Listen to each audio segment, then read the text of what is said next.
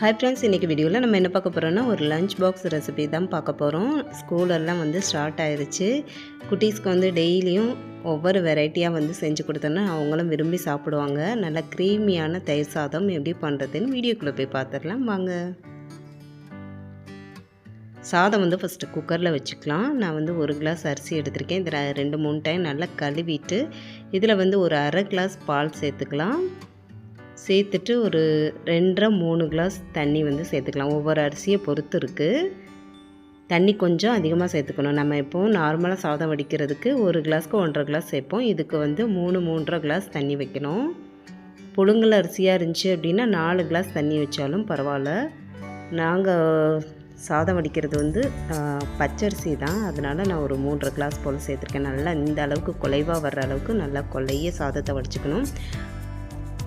சாதத்துக்கு தேவையான அளவு உப்பு சேர்த்துக்கிறேன். கொஞ்சம் இஞ்சி துருவி இதில் சேர்த்துக்கிறேன். பொடியை கட் பண்ணி சேர்த்தோம் அப்படின்னா குழந்தைங்க சாப்பிடும்போது வாயில் கடிக்கணும். அதனால நல்லா துருவிட்டு சேர்த்துக்கோங்க. பச்சை மிளகா நல்லா பொடிசாக கட் பண்ணிவிட்டு சேர்த்துக்கோங்க. அதுக்கப்புறம் 1 கப் தயிர் சேர்த்துக்கிறேன். பால் நீங்கள் ஃபஸ்ட்டு அரிசி வேக வைக்கும்போது சேர்க்கணுனாலும் சேர்த்துக்கலாம். அப்படி இல்லைன்னா சாதத்தை நல்லா குலைவாக வேக வச்சுட்டு அதுக்கப்புறமா பால் சேர்த்துட்டு தயிர் சேர்த்துக்கலாம். இப்போ ஒரு கடாயில் எண்ணெய் சேர்த்துருக்கேன். எண்ணெய் நல்லா சூடானதும் கடுகு போட்டு கடுகு நல்லா பொரிஞ்சதும் ஒரு 2 கொத்து கருவேப்பிலை போட்டுக்கலாம். இது கூடவே 2 காஞ்ச மிளகா பிச்சு போட்டுக்கிறேன்.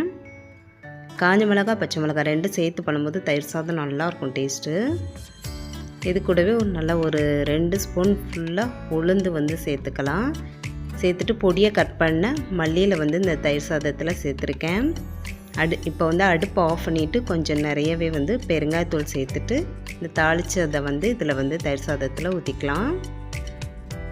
இப்போ கலந்து விட்டோன்னா சூப்பரான நல்ல க்ரீமியான தயிர் சாதம் ரெடியாகிடும். இது உடனே சாப்பிட்ணும் அப்படின்னா தயிர் கொஞ்சம் நிறைய சேர்த்துக்கோங்க.